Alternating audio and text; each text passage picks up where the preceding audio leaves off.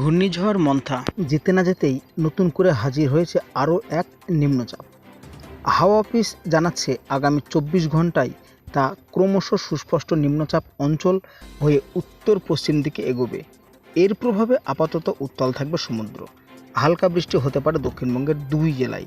তবে আগামী কয়েকদিন দক্ষিণবঙ্গের আবহাওয়া মোটের পর শুষ্কই থাকবে। তো বন্ধুরা, চলুন এবার এক নজরে দেখে নিই আলিপুর আবহাওয়া দপ্তরের বিশিষ্ট অধিকর্তা হাবিবুর রহমান বিশ্বাস কি জানাচ্ছে। আমাদের সর্বশেষ আবহাওয়ার যা পরিস্থিতি তাতে গতকালকে যে নিম্নচাপের কথা বলেছিলাম যে আপনার আমাদের পূর্ব মধ্য বঙ্গোপসাগরে ছিল এবং সংলগ্ন মায়ানমার উপকূলাঞ্চলে, তো এটি এখন আমাদের উত্তর পূর্ব বঙ্গোপসাগর সংলগ্ন পূর্ব মধ্য বঙ্গোপসাগর এবং মায়ানমার বাংলাদেশ উপকূলাঞ্চলে রয়েছে।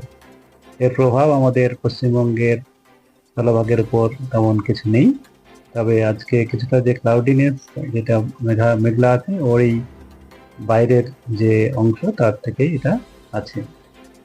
আর এর জন্য আমাদের মৎস্যজীবীদের গভীর সমুদ্রে যেতে, যেটা উত্তর পূর্ব বঙ্গোপসাগর অঞ্চল এবং পূর্ব মধ্য বঙ্গোপসাগর অঞ্চল আর সংলগ্ন যে দক্ষিণ বাংলাদেশের যে উপকূল অঞ্চল সেই অঞ্চলে যাওয়ার জন্যে মৎস্যজীবীদের আগামী 2 দিন আজ এবং কাল মানা করা হয়েছে।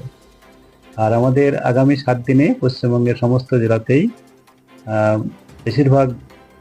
বেশিরভাগটাই শুষ্ক আবহাওয়া থাকবে।